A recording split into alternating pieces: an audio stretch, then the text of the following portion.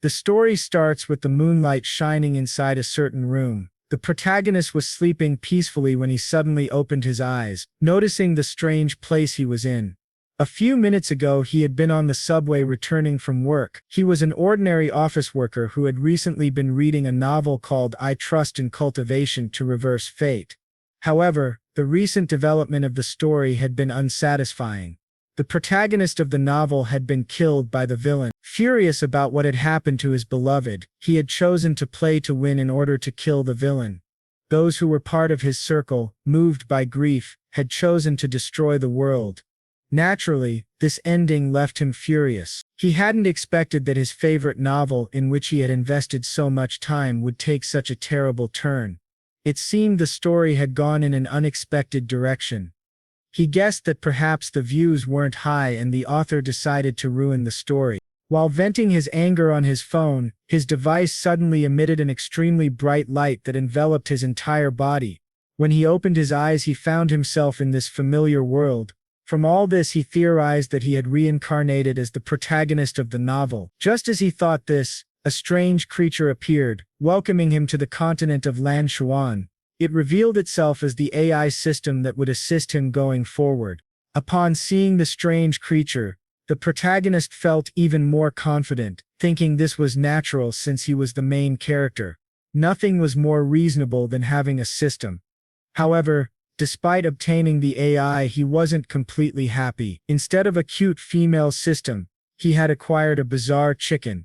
Unsure of his thoughts, the system informed him that it had prepared some cards containing rare treasures for its master. This news made all his negative feelings toward the bizarre chicken vanish. Excited, he declared that with the system's help, he would become invincible. This time he wouldn't let the story follow that disastrous path. He remembered that Ling Lia married Aoya at the start of the novel. This meant that the woman behind him was his wife. Like any nerd in his situation, he decided to follow the story and seize the opportunity. He jumped toward his bride, saying it was time to go to the bridal chamber. He would take good care of her for the rest of his life. Without wasting time, he removed the girl's hood, but the moment he saw her face, his happiness vanished, replaced by despair. With her face revealed, his wife sarcastically commented that saying another woman's name on the first night of marriage was cruel. Terrified, he screamed that it was a mistake. As he said this, he wondered if he had really reincarnated as the hero. Looking closer at his reflection in the mirror, he cursed his fate. He had reincarnated as Molang, a cannon fodder born with a purine body and no cultivation. He then recalled that Ling was the main villain of the novel. Using Molang as a pretext, she had started a rebellion. After killing him with her powerful cultivation, she had destroyed the entire Molan dynasty, becoming the scarlet-eyed Empress. Interrupting his thoughts, the villain called his name seductively, saying it was getting late. He should drink a little to warm things up, after which they would go to the bridal chamber. Taking the cup from her hand, the protagonist thought to himself that she had likely put an aphrodisiac in the drink. Today she would break his limbs and force him to assist her in taking revenge on the dynasty. During this time she would absorb his energy to become stronger, and in the end he would die, with his death fueling her vengeance. Despite knowing all this, he didn't know what to do. In his despair, the system displayed a game-like window with the villain's name. It showed that Ling's corruption level was at 30%, her affinity was 100, and she had usable items including exchange cards and cultivation-enhancing cards. The system also displayed the difficulty level of. The mission was twofold. The protagonist's task was to increase her affinity by 1. If he managed to complete this mission, the arsenal of weapons would be unlocked, and he would receive 3 random cards. Without wasting time, he used the exchange card to swap his drink with his wife's. Now the cup he was holding contained nothing illicit. It was just a normal drink. After doing this, he drank all the wine and commented that it was indeed very good. Then he asked if his dear wife wouldn't drink, and she, giving a malicious smile thinking he had fallen into her trap, drank the wine without any suspicion. Seeing this, the protagonist felt excited, imagining that his plan had worked. He thought to himself that when the aphrodisiac took effect and her desires reached their peak, she would beg him, and then he would have fun with her and teach her never to underestimate him again. The aphrodisiac began to take effect and the villain suddenly felt her body grow very hot. She didn't understand what was happening. Clearly she had given him the cup with the aphrodisiac, but somehow she had drunk it herself. She could only curse her own arrogance for not realizing he had done something. Knowing he didn't have much time left, she opened the bathroom door, ran toward the hot spring, and jumped into the water, cursing him. She began to control her cultivation in an attempt to nullify the aphrodisiac's effects, so she could make her husband pay for what he had done. However, despite her best efforts, she still felt uncomfortable. The aphrodisiac's effect was far stronger than she had imagined. As the protagonist was not foolish, he didn't miss the chance to sneak a glance at his wife's beautiful figure. The girl continued to wonder how this was possible. Her body was hot and she couldn't calm down. Seeing her act so cute, the protagonist lost focus for a few minutes and almost forgot what really mattered. He couldn't believe Ling had such a sweet side. This was the perfect moment to have her in his hands. Putting his plan into action, he told his wife that, since they were married, he believed it was necessary to establish some rules between them.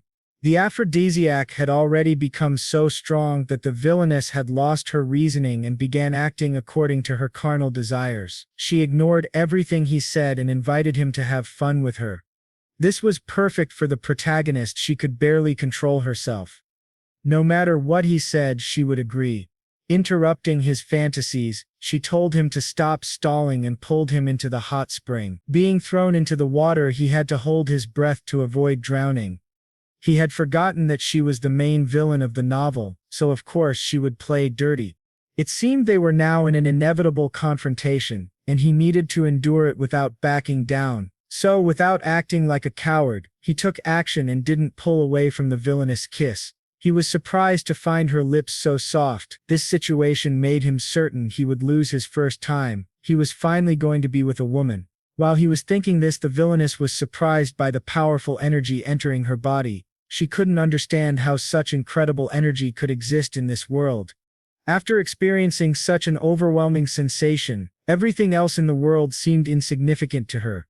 As if that weren't enough, she broke through from the fifth layer of the illumination domain to the spiritual fusion domain, and her hair changed color. Excited, he checked the mission window and was frustrated. All of this had only increased her affinity by 1 point. To reach positive affinity, he would need to do this 100 more times.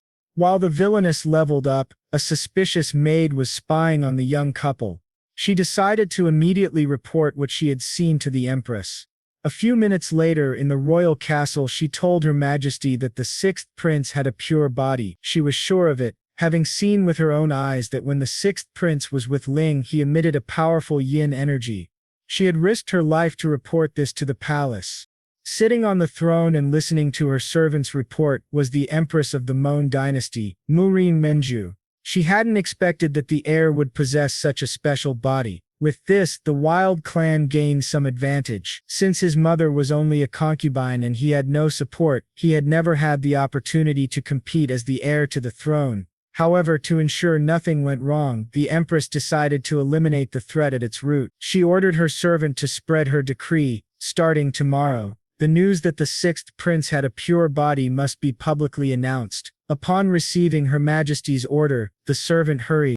The next day, the news was to be announced. In the morning, the protagonist woke up after a good night's sleep and felt relieved to have survived the night safely. In the original story, the male lead had his legs destroyed and became crippled, but fortunately he could still move his legs. For now it seemed he had escaped disaster. However, his top priority now was to quickly increase League's affinity for him. A little later, while walking with his wife, the protagonist was satisfied to have finally saved his life. What discouraged him slightly, however, was that his affinity level with her was increasing slowly. After everything, her affinity was only at -9. Despite this concern, in recent days, he had learned more about the system.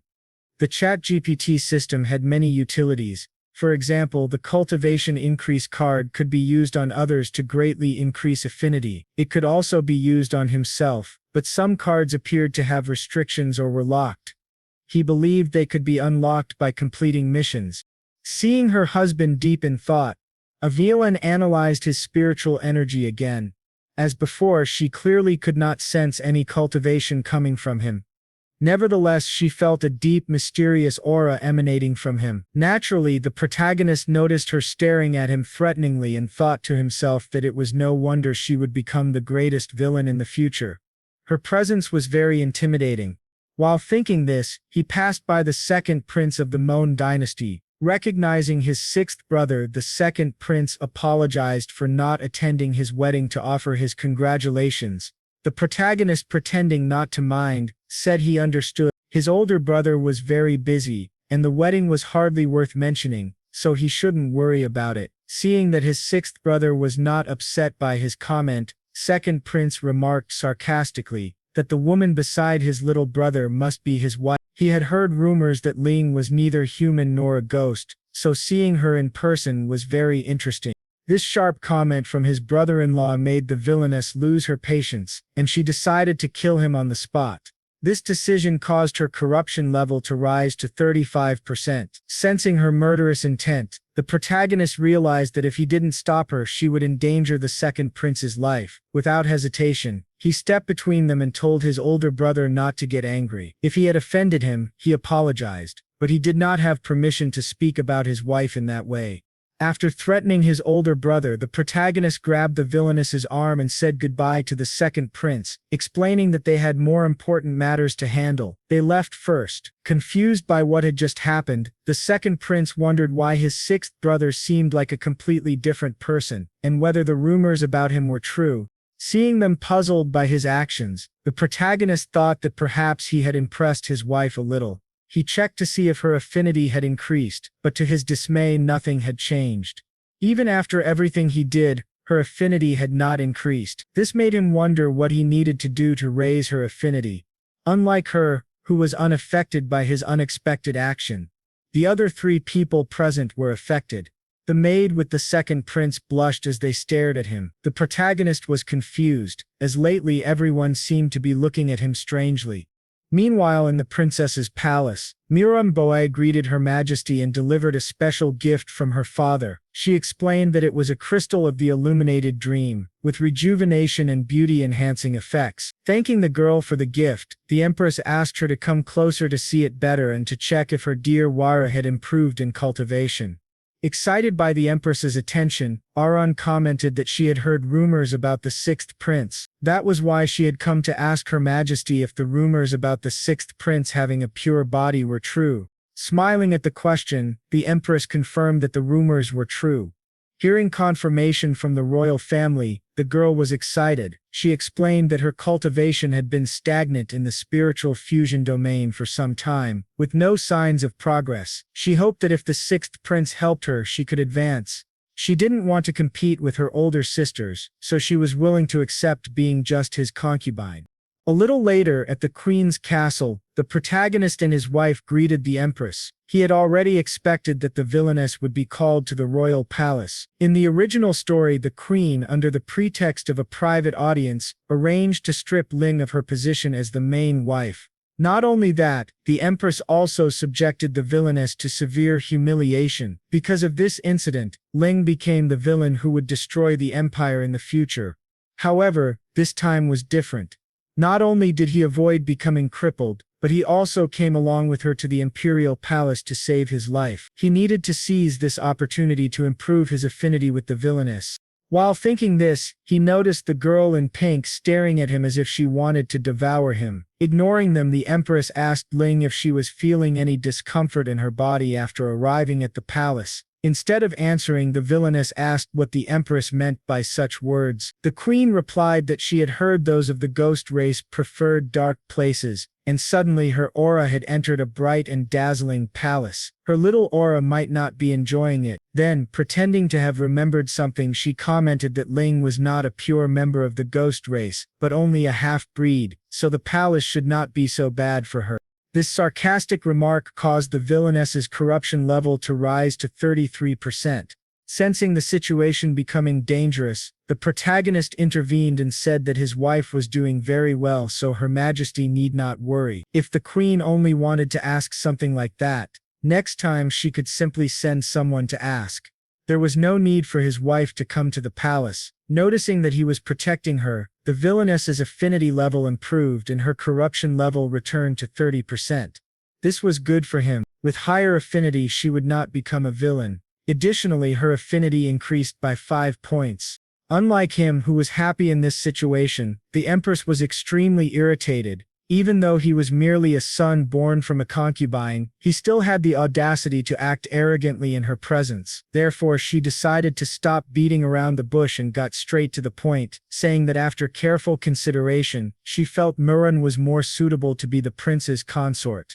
This time, she had called him to the castle with the intention of separating the two. Naturally, the villainess did not like the queen's intentions and declared that she was already married to Malang, and unless he took the initiative to ask for a divorce, she would not agree to the separation. Although the protagonist was happy that she wanted to remain married, he felt extreme pain at that moment because of her grip. He knew that if he asked for a divorce, he would become nothing more than a pile of bones with no chance of reincarnation.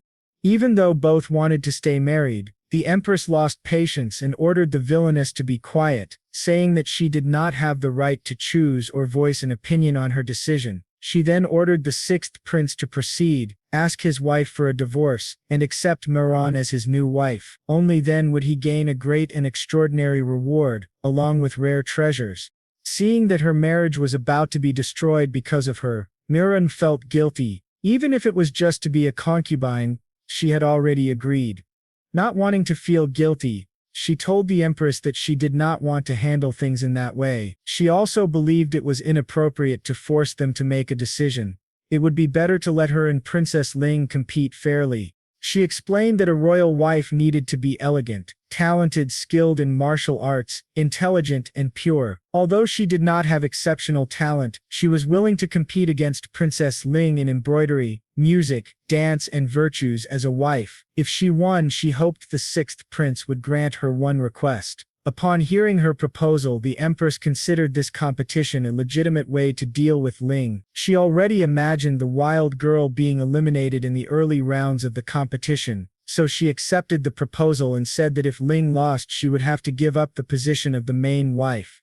While they decided who would become his wife, the protagonist remained quiet, analyzing the situation. Because of this, he began to think that the girl in pink seemed like a decent person. Nevertheless, he could not let her become his main wife. Having Ling alone was enough. If another appeared, he feared it would not be long before he was completely drained. Fortunately, he had the system on his side, so he could help Ling win the competition. Full of confidence, he asked his wife to accept her challenge. There was a way to help her win. Confused by her husband's request, the villainess wondered what Malang was planning. On the day of the competition, the two participants stood facing each other, ready to begin. The villainess asked her husband what his plan was, and he told her not to worry. She just needed to follow his instructions, as he had a way to help his wife achieve victory. At the same time, an elderly woman holding an hourglass announced that the first part of the competition would test embroidery skills and would last for 2 hours. The theme was free, and at the end, the participant demonstrating the best skill would win the first round. After explaining this, she started the competition. Muran, without any worry, began her embroidery, confident in her abilities. Unlike her, the villainess was anxious. She did not know what Malang was thinking or whether he would really help her win. When she finished her embroidery, the protagonist used his ability and the system generated a magical card of mastery in embroidery. Without hesitation, he used the card on his wife. When the time was up, the elderly woman asked both to display their work. Upon analyzing Muran's embroidery, the elderly woman was impressed by her technique and declared that her blooming lotus embroidery was a true work of art, an incredible skill with her hands. She then examined the embroidery of the sixth princess. The Empress was confident that this wild girl was nothing more than an illegitimate child of the ghost race, likely without talent. However, upon seeing the elderly woman's reaction, she became concerned. The elderly woman explained that the sixth princess had created a landscape embroidery with a magnificent scene. She had never seen such a beautiful and majestic piece. Yet she had never seen creatures playing in the forest as depicted. The protagonist thought to himself that the elderly woman was ignorant and explained that this art was called abstract art. Hearing his explanation, the elderly woman admitted that her knowledge was limited and that she had not imagined the sixth princess to be so skilled in embroidery. Due to the wonderful abstract art created by Ling, she declared the sixth princess the winner of the first competition. Naturally, this result shocked the Empress. Unlike her, Muran was not surprised. She only thought to herself that she would surely win the next round. Meanwhile, the villainess wondered how her husband had managed to help her win the competition. After announcing the results of the first round, the Empress revealed that the second part of the competition would test dancing skills.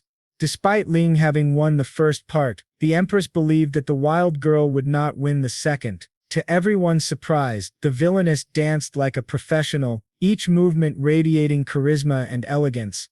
Seeing her dance so beautifully, the protagonist began to believe that she could win the dance competition without his help. Compared to his wife, the girl in pink's body was stiff. Just as he was thinking that victory was near, an announcer stated that the results would be decided by all attendees in the hall, who would write down who should win. Upon hearing this, the protagonist had a bad premonition, and to his dismay it turned out to be correct. Everyone present voted for Muran. Not even the villainess had expected the Empress to use such a low trick. The Empress was pleased with their reaction, thinking to herself that all the judges were her chosen ones. Ling had no chance of winning against Muran. However, this provocation only made the protagonist more determined to outsmart the elderly woman. A few minutes later, it was announced that the third competition testing martial arts skills was about to begin. Not wanting to lose, the protagonist gave his wife a ring and told her she would need it for the upcoming competition. Due to her confusion, he explained that she would soon discover the ring's purpose. Although confident that the artifact would help her, the villainess could not fully believe him. The fact that she could not even detect the ring's level gave her hope that it would be useful in the future. Putting this thought aside, she greeted her opponent and charged. Their blades clashed, and seeing the strong impact of their exchanged attacks, a soldier commented that it was remarkable that Princess Chi could withstand Miss Muran's attacks, even though she was only at the second level of the fusion realm. The difference between each level was substantial. They believed the reason she could achieve this was that the sixth prince had obtained some treasure that temporarily protected her from Muran's attacks. The power of the fifth level of the fusion realm was not something she could endure for long, so they thought she would probably be defeated soon. The villainess also felt that if things continued like this, she would lose. Her adversary's attacks were incredibly strong. She could not deny that her enemy was truly a formidable expert at the fifth level of the fusion realm. Because of the strikes she blocked, the villainess felt her strength weakening in her hands, but she could not yield now. If she broke her marriage with Lune, all her plans would collapse. While thinking of a way to solve this problem, the ring on her finger suddenly began to emit a bright light. Seeing this, the onlookers explained that it was a protective spiritual treasure. Cultivation artifacts are generally categorized as common artifacts, spiritual artifacts, magical treasures, and ancient treasures depending on their quality. The power displayed by the artifact now clearly exceeded the level of a high-quality magical treasure, reaching at least the level of a spiritual artifact. Even within the Mayan dynasty, there were only 3 or more spiritual treasures, and the artifact she displayed was at that level. They wondered how she could possess such a treasure. Even the Empress considered the possibility that it might be a secret artifact left behind by the Ghost Clan, but not even the person in question knew what was happening. The spiritual energy around her was converging frantically, taking advantage of her guard being down. Auron attacked her to defeat his adversary. To everyone's surprise, the villainess reacted quickly and counterattacked, not giving her opponent time to respond. Despite her victory, the villainess felt uneasy. This power seemed ready to engulf her. In the end, what she feared happened. She was overwhelmed by the unknown power. The only thought in her mind was that she needed to secure victory in this competition. Even if she had to get her hands dirty, she would be the winner. Naturally, Muran was terrified of her aura. Seeing the villainess about to end her enemy's life, the protagonist realized that if things continued, the Empress would command the princess to stop, and the soldiers would intervene. But without difficulty, she would take the life of the onlooker. Seeing this, the audience would be shocked, thinking she had lost control and gone mad. Since the Empress was not foolish, she would use this to eliminate the princess. To prevent this, the protagonist decided to intervene. He decided to activate the first-level golden elixir card. At the same time, the system informed him that due to Lean's increased favorability, her cultivation had been unlocked to the 5th level of the heartbeat realm, but it could only be maintained for about 10 seconds. Currently, the system detected that Lean's spiritual power was around the 3rd level of the heartbeat realm, so the host could confidently surpass her. Thanking the system for the reminder, the protagonist commented that he did not expect the system to be so helpful. He then raised the card and activated its power. He thought to himself that spiritual power continued to flow into his body, and instantly, he was filled with power, feeling incredible. Seeing his body suddenly emanate terrifying energy, the villainess was shocked and wondered what kind of person could have such a strong aura. That thought caused her to lower her guard for a second, which was enough for the protagonist to appear in front of her at high speed and punch her in the stomach. As if that were not enough, he also delivered a karate strike to her neck. Subduing his wife was the perfect solution he found to stop her from remaining in assassin mode. If she continued in that state, Mirun would lose her life. Shocked by what had just happened, the audience wondered since when the 6th prince had become so powerful. They believed it was impossible for someone with Malang's physique to cultivate, so they began to question if the Empress had deceived everyone. Ignoring their confusion, the protagonist turned to his stepmother and said that today his wife had won the competition. From now on she should no longer mention the matter of consort Shil. Even if she was not her type, he would not abandon her because of these things, and taking another concubine was out of the question. While saying this, he thought to himself that Leon is the antagonist in the original book. If he took a concubine, she could devour him alive. Despite not liking the result, the Empress had no choice but to accept her victory and tell everyone to withdraw. She felt a little tired and thought to herself that it was surprising that the 6th prince, who usually kept a low profile, was now revealing himself. It was time to find another way. A little later, when the villainess woke up, she asked what had happened during the competition that caused her to wake up with no memory.